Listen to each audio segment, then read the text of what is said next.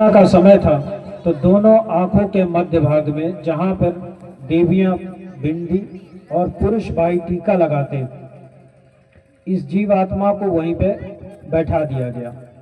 दोनों आंखों के मध्य भाग में ये जीवात्मा हमारी आपकी बैठा दी गई और कर्मों का विधान बना दिया गया।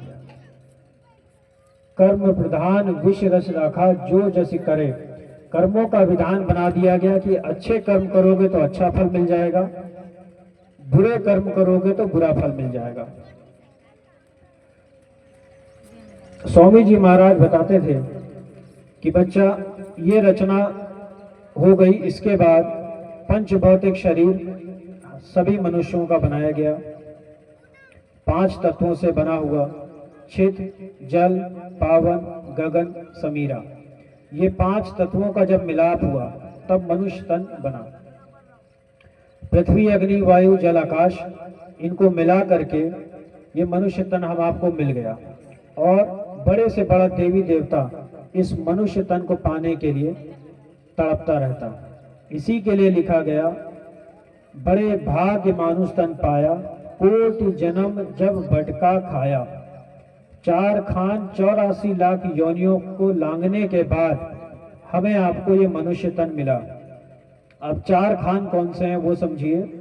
अंडज, दूसरा पिंडज, तीसरा उखमज और चौथा स्थावर। अंडज, अंडज बोलते जो अंडे से पैदा होते। उसके बाद पिंडज, जो माँ की पिंड से पैदा होते, हम आप सब लोग पिंडज से। उसके बाद उखमज, जो बरसाती कीड़े मकोड़े।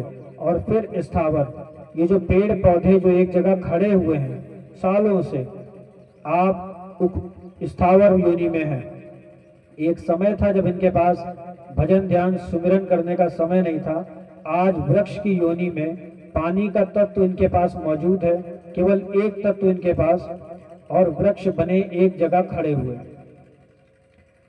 4 खान तो ये हो गए। उसके बाद 84 लाख योनियां, कुत्ते, गाय, बिल्ली, ये अलग अलग जितने भी चौपाए जानवर हैं, ये सब 84 लाख योनियां का है।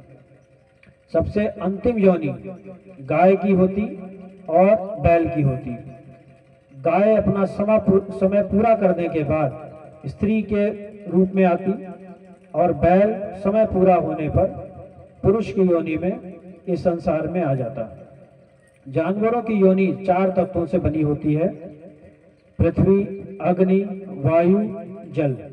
आकाश तत्व जानवरों की योनि में नहीं होता, केवल एक यही तत्व होता है आकाश, जो मनुष्य की योनि में होती, जिसके कारण मनुष्य शरीर ही एक ऐसा दरवाजा है जिससे आपकी अंदर बंद जो आत्मा उस परमात्मा को पा सकती है। स्वामी जी महाराज बताते थे कि बच्चा, ये मनुष्य तन बहुत ही अनमोल है और इसको व्रत में मत गमाओ। आप माया की छाया में इतना घुल मिल गए हो कि आप अपने इस मनुष्य तन की सुख के लिए जितना आपसे बन पा रहा आप कर रहे हो, लेकिन अपनी जीव आत्मा के बारे में जरा भी विचार नहीं कर रहे। ये माया किसी की सगी नहीं, न माया सगी न तन सगा, ना सगा ये संसार। एक सच्चा सतगुरु जग का वही पालनहार। ये लिखा हुआ। जिस माया के लिए हम आप रात दिन भटक रहे, वो माया कभी किसी के हाथ नहीं आई। रामायण में भी राम जी ने हमें आपको ये समझाने की कोशिश करी।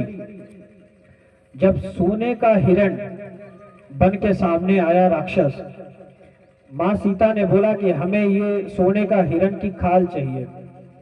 तो वो तीनों लोकों का स्वामी, वो ईश्वर